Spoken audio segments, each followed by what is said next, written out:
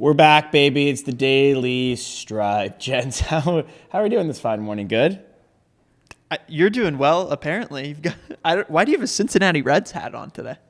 I don't. Oh, because I'm rocking an Ohio State Stroud and Smith and Jigba, like one of those play shirts, like choose your player.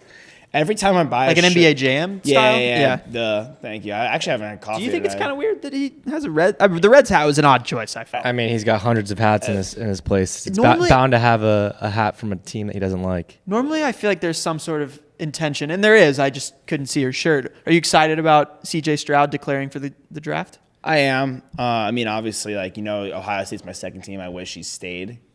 But selfishly, it would have been ridiculous if he stayed, though. No amount of NIL can, the only and I was trying to talk to you about this the other day, but we were running around too much. The only way I could have rationalized CJ Stroud staying was because the teams that are picking quarterbacks at the top of the draft, I would not want to be a Houston Texan. I don't know if I, quite frankly, would want to risk being a Las Vegas Raider. What about a Colt? I could be a Colt. I mean, that's a team that I think going into this I don't know, before this season, before everything shook out, we thought, at least a couple of us, I think, thought that they were going to win the division. Yeah, or had a good chance at winning the division. I agree. I don't agree with you on a lot of those because I think when you're just coming out of college, and you're destined to be a first-round draft pick as a starting quarterback, and you're not supposed to be number one, I think you're happy just going wherever. You don't realize how different it is for a kid to go from high school to college to the NFL. You're just happy to be there. You're accepting the challenge. The organizations have different strength programs and meal preparation, and they treat you like royalty, and it's a whole different ballgame. You're getting paid, of course, paid more now than you would be in NIL. But if you're going to the Raiders, you're the king of Raider Nation if you start to have some success there. And you got to bet on yourself, of course. They might be one of the last teams I'd want to be drafted to. I disagree. Do you know how passionate that fan base is? It doesn't. They mess everything up every single time. Dude, there's a lot of teams that mess things up, though. If you want to be drafted by the Chargers. The Chargers at least have been more of a put together contending roster over the last our lifetime than the Raiders have. I think both of those. Both of those teams are in tough positions because, again, yes, Raider Nation is huge, but Raider Nation isn't exclusively in Las Vegas right now, and it needs to become Las Vegas, right? Raider Nation will always live everywhere, in the United States. I know. It's a very popular brand. It needs to be important for the team that a ton of their fans actually exist in the city that they're playing in, because a lot of those games this season, we'll pull the numbers on that, but a lot of the teams this season that were the opponents actually traveled incredibly well there because they want to go to Las Vegas. You're never going to get away from that. That's you can't. Yeah, he's right. But you can at least change the narrative if you bring in a top-tier guy like CJ Stroud that's going to bring in a lot more new fans, or a guy like Tom Brady, which obviously that's been rumored, but we talked about before. We don't really like that. They brought the best receiver in football. I just think that no matter what they do, they could win the Super Bowl. They could have, the fan favorites from every single university on the Raiders in Las Vegas, and you're still going to get the opposing team's fans there in masses because it's a free weekend to go to Vegas. Yeah, but 100%. Look what happened with the Golden Knights, though. That city loves that team now. Yeah, they do. But I'm sure if you go to the games, there's still a lot of opposing fans. Oh, it's hockey. I don't know. I've never traveled for a hockey game. Yeah, it's not like there aren't a lot. There's so many people that live and work in that city, or live just outside that city and work in the city, that I think those are fans that you could potentially convert. People love the Raiders out there. They do. And I think my point was the only reason I could rationalize him staying, because it is irrational. CJ Stroud has to go to the draft. He has to be drafted. And yes, we always see it. You'll be thankful and try to make the most of wherever you're drafted. And quite frankly, this is me presuming Devontae Adams gets traded. And one team that could trade for him, if they are officially in the market for a quarterback, the Titans haven't moved on. They signed Rand Catherine today as their new GM from the 49ers. The Niners get 2 compensatory third-round picks. Yeah. Is that correct? So he comes in and he takes Rand Carthen. Rand Carthen.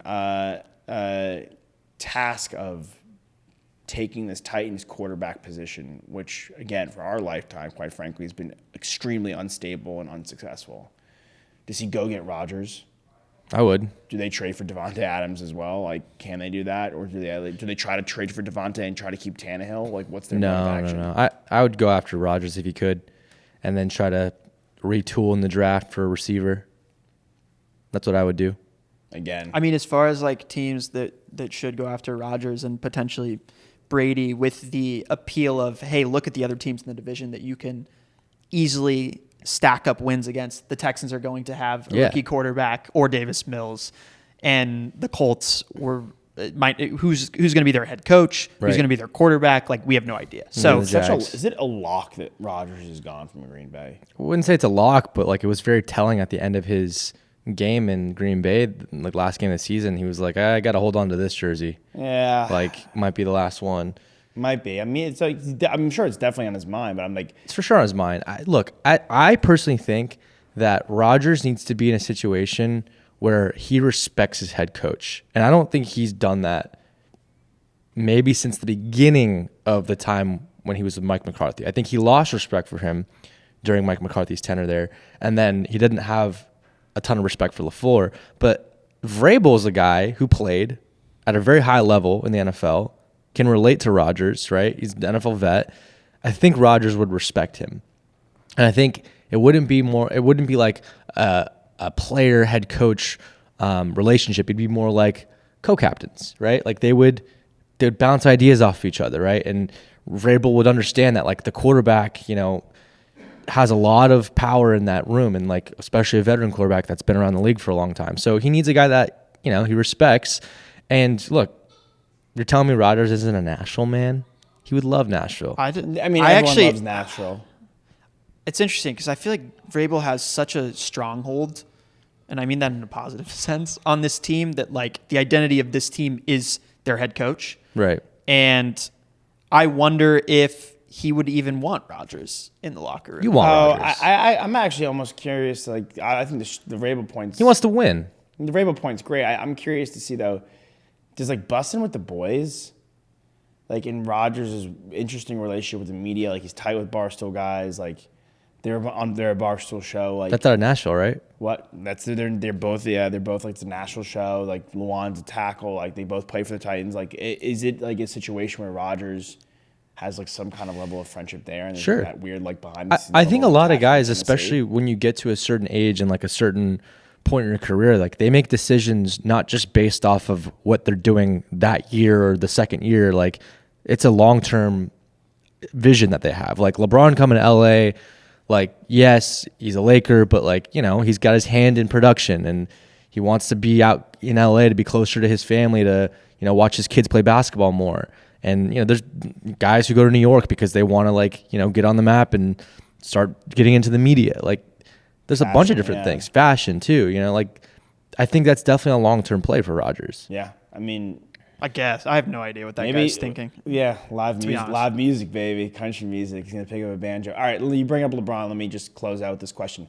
What's more impressive, what LeBron's done in his later stage of his career, in the latter stage of his career, or what Tom Brady's done? Whose physical feat is more impressive? Brady pretty much playing to almost 50 as a quarterback. Yeah, he's 7 years older than LeBron is right now. So he's 45 and LeBron's 38. Or LeBron being in the NBA, which, yes, the quarterbacks are younger. It's more of a young man's game right now. But by and large, in our careers, in our lives, like the quarterback position has like been like somewhat of a veteran guy at times. Like, and we've seen a lot of vets succeed. So is what Tom's doing. Yeah, 7 years older than LeBron, but at 45, almost will be 46 in August, presuming he doesn't retire. Is that more impressive, or LeBron still being maybe a top 5 player in basketball? I mean, to me, like, I look at what LeBron's doing. I look at the level of play that he's performing at right now. If this team was in the top 6, he would be an MVP candidate, for sure. He's averaging, I think, through the last 3 weeks, like 34 points per game. Maybe even higher than that. And obviously this team is devoid of any sort of talent, especially when Anthony Davis is unhealthy. He should be coming back soon. But I just think because it's such a more physically demanding sport, minute to minute, in comparison to the NFL, at least from a quarterbacking standpoint. Like there have been so many rules and regulations that have been added to protect these quarterbacks. And Tom Brady, if you look over the last 3 years, nobody's gotten the ball out faster than this guy. So he understands the sport and he understands his age within the sport itself. And so I think from that standpoint, like from a physical feat angle, it's LeBron. I think it's Brady. The 7-year age difference definitely means a lot. He's won the championship in his 40s, and he's still playing at a high level, like getting to the playoffs and leading teams, to the championship. That's the ultimate goal, right? And with LeBron, he's still not 40 years old, and I think like in the NBA, like you evolve with your team, of course, and like the physicality of the sport. Yes, it means a lot, but like LeBron's a freak of nature. Like he was born like a very superior athlete just in general. Like So you're saying it was like predetermined that he had this advantage? Yeah, like Brady, in a sense had to work harder, and like he's been very regimented with like how he takes care of himself, and like he's more of an average Joe than LeBron is. I'm not saying Brady's like an average Joe by any means, but like LeBron's what, 6'8", 6'8", like shredded, like could probably go out to an NFL field and like catch a couple touchdowns, and like not like Brady is still doing it at 45 years old and not with the physical characteristics that LeBron has. Yeah, I guess when I look at the quarterback position and what Tom has always been so excellent at is decision making and like leading, right? Which to me, like those aren't determined by athletic prowess, or really what I feel like he's worked on is, okay, he's made sure that his arm stayed healthy, right? He's, from a mental standpoint, if you're 45, like you should still be with it in that capacity. So you would expect that like that would not deteriorate until much later in his life. Right. So I was never worried about like the synapses not firing quick enough for him to make the reads. Yeah. And then like flexibility, like just mobility in that sense where it's like if I get hit, if I fall, I'm not getting hurt and injured long term where I'd be out for multiple weeks or for an entire season. Both these guys just take immaculate care of their bodies. Yeah, I think I wouldn't want to underrate how much time and attention he puts on taking care of what you mentioned, like is something that not a lot of people are born with, which is just a freak athleticism. Yeah. Yeah. Very tough question. It is a tough question. All right, so you're going with LeBron. Yeah. You're going with Tom. Who's your tiebreaker? Come on, bro. Tom versus Tom? 45. Yeah. 4,000 plus yards. I also look at and we get into an argument all the time. I think LeBron's the best, player ever. Like it's unfathomable. I put with Tom, not to not put LeBron there, but he, in my eyes, has entered the upper echelon of like a Phelps. Yeah, I mean, if you look at, it's like my example in my head is like you look at LeBron versus the contemporaries of other all-time NBA greats at that age, and he is leaps and bounds ahead of them. You look at Tom Brady at in comparison to the contemporaries at his age, there are none because no one's played until they were 45. That's so why I saw a stat the other day. Yeah. LeBron is the youngest player to hit 1,000, 2,000, 3,000, 4,000, so on until like what he has right now in every single point category. Yeah, I mean, he's about to do what could become the greatest moment in NBA history, at least in our lifetime. I just like when I watch him dunk still, I'm like, you could show me that highlight 10 years ago and I'd believe that it was current day. And just the only difference is he's not wearing a Heat I jersey. also think that as we go on and just in our lives, just as like modern medicine gets stronger and like physical therapy gets stronger, guys are going to start playing longer. Yeah. That's really what's going to happen. I mean, they're projecting Wembanyama to play till he's 60. Yeah, definitely.